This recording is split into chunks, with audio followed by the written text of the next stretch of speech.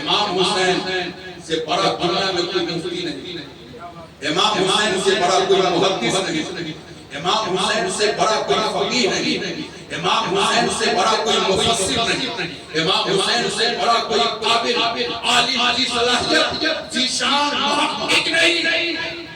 وارے حسین 22,000 کی جماعت اور ادھر بھی اذان ہو رہی تھی، ایسا نہیں کہ 22,000 والے اذان کے قائل نہیں تھے، وہ سب اذان دیتے تھے 22,000 والے۔ عمر بن صاحب وہ خود اس کی امامت کرنے والے، لیکن باوجود اس کے 22,000 کی یزیدی خیمے میں 5 وقت اذان ہو رہی ہے، جماعت ہو رہی ہے، نماز ہو رہی ہے، لیکن 22,000 کی جماعت چھوڑ کر 22,000 کی لمبی جماعت سے الگ ہو کر حضرت امام حسین نے 72 کی جماعت میں اذان سنی کی، جماعت سنی کی۔ دنیا میں سے دیا کربلا کی جاتی ہے، اے لوگو، اے حسن حسین کی محبت کے دعویٰ کرنے والوں، اپنے سینے میں کربلا کا نقشہ آئینے کی طرح رکھو۔ اگر حسین عالم ہے، حسین محدث ہے، حسین مفتی ہے، تو حسین کے سامنے فتویٰ ظاہر ہے، بڑی جماعت میں جاؤ، لیکن آقا حسین بڑی جماعت کو چھوڑ کر 72 کی جماعت کیوں؟ 72 کی جماعت کیوں؟ تو حسین نے قیامت تک کے حسینیوں کو پیغام دیا، حسین نے قیامت تک کے لیے حسینیوں کو سکھا دیا ہے۔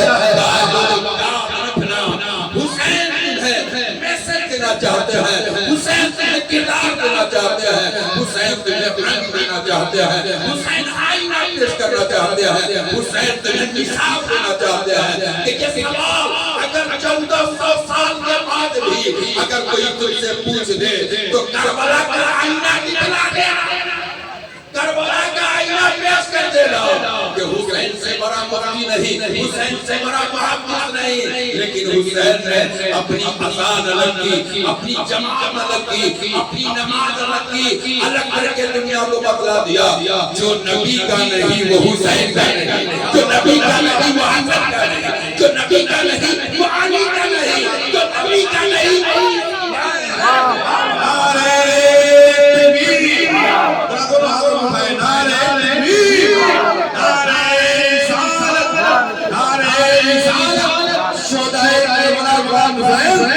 سلسلہ دمیشی کا محمد سیاتا یا حسین رضا بہادر بھائی، یا حسین، یا حسین، یا حسین، حضرت اللہ والعلیم علیم شمسی صاحب نعرہ تکبیر۔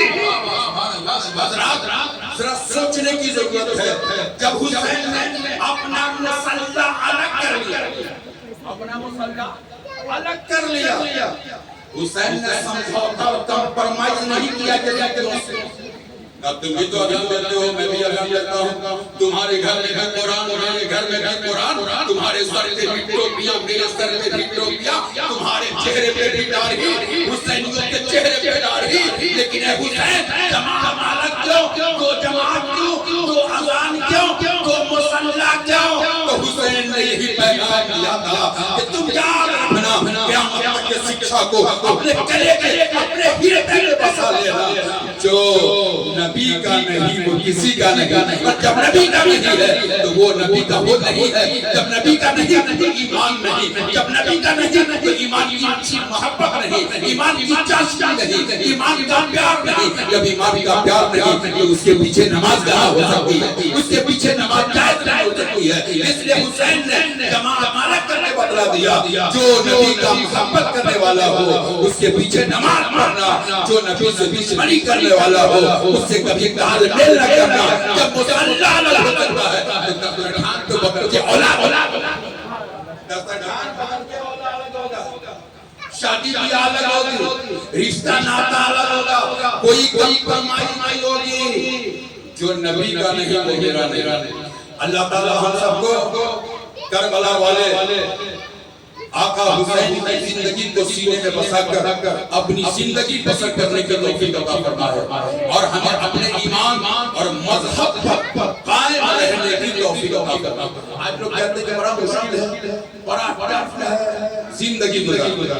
آج ہم کو ٹف تو معلوم ہوتا ہے، مرغا کھاتے ہیں نا، قورمہ بریانی اڑاتے ہیں، مرغا کھاتے ہیں، اس لیے بڑا مشکل ہے۔ ذرا ان لوگوں سے پوچھیں جن کے بدن پہ صحیح کپڑے نہیں، جن کے بدن پہ لباس نہیں، جن کے کپڑے بالکل پھٹے پرانے ہوتے، جن کا گھر نہیں، جن کا مکان اچھا نہیں، جن کے پاس جائیداد نہیں، ان لوگوں کو ایمان بچانا بالکل آسان تھا اور ہم لوگوں کے لیے ایمان بچانا بڑا مشکل۔ اس سے سمجھنے کی ضرورت ہے، اس کو ذہن میں بسانے کی ضرورت ہے۔ کیوں؟ کل اکثر کہتا ہوں جب تک مکان کچا تھا تو لوگوں کا ایمان پکا تھا، اور جب مکان پکا ہوا اب لوگوں کا ایمان کچا ہوا۔ اس کی بنیاد مجھے بڑا مشکل سمجھ میں آتا ہے، بڑا ٹف سمجھ میں آتا ہے کہ کیسے کیا کریں، کیسے ایمان بچائیں، کیسے دین پر قائم رہیں، کیسے مذہب پر قائم رہیں۔ لیکن پوچھو حضرت بلال سے، پوچھو حضرت صہیب رومی سے، پوچھو عبد الرحمن بن عوف سے، پوچھو حضرت عبداللہ بن جہل سے، پوچھو حضرت عمیر سے، لیکن ان لوگوں کو ایمان بچانا کتنا آسان تھا، کتنا آسان تھا۔ ان لوگوں کو دقت نہیں سمجھ میں آئی، ان لوگوں کو پریشانی نہیں سمجھ میں آئی، اس لیے کہ دل کے سادہ لوگ تھے، دلوں میں ایمان کا دیا چل رہا تھا، ایمان کی شمع روشن تھی، اس لیے ان کے لیے بہت آسان تھا اور ہمارا گھر اچھا ہو گیا، ہماری سواری اچھی ہو گئی، ہمارا مکان اچھا ہو گیا، ہماری مکانی اچھی ہو گئی۔ اب ایمان پر رہنا بڑا مشکل ہو گیا، ایمان پر رہنا بڑا مشکل ہو گیا۔